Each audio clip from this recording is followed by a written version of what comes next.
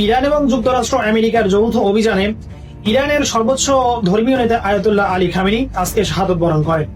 উক্ত তথ্য ইরানের RIIB গণমাধ্যম প্রকাশ করেছেন। বার্তা সংস্থা রয়টার প্রতিবেদনের সংস্থায় জানা গেছে, প্রতিবেদনটিতে জানা যায় ইরানের প্রেসিডেন্ট আয়াতুল্লাহ আলী খামেনি তার গুপ্তচরদের নিয়ে টানেলের মধ্যে তিনি গুরুত্বপূর্ণ বিষয়ে আলোচনা করেছিলেন। এমন সময় যুক্তরাষ্ট্র, আমেরিকা এবং ইসরায়েল যৌথভাবে তেহরানে হামলা চালায়। আয়াতুল্লাহ আলী খামেনির নিজ বাসভবনের উপর হামলা চালালে বিশ্লেষকরা ধারণা করেন যে এখানে অত্যন্ত শক্তিশালী মিসাইল দ্বারা হামলা করা হয়েছে। অতর্কিতভাবে তেহরানে হামলায় নেতার মৃত্যুর পর সারা ইরান যেন আজকে কান্নার শোকে ফুঁসে পড়েছে। আমি আপনাদের সঙ্গে আছি আবু তালহা আদনান এবং বিস্তারিত রিপোর্টে থাকছেন।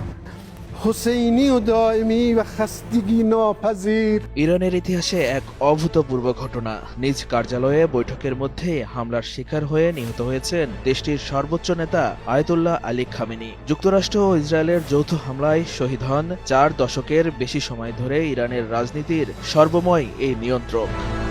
ইরানের রাষ্ট্রীয় গণমাধ্যম ফার্স নিউজ এজেন্সির প্রতিবেদনে দাবি করা হয়, হামলায় খামেনির পরিবারের কয়েকজন সদস্যও নিহত হয়েছেন। তাদের মধ্যে রয়েছেন তার মেয়ে ও নাতি, এছাড়া তার জামাতা এবং পুত্রবধূর মৃত্যুর কথাও জানানো হয়েছে।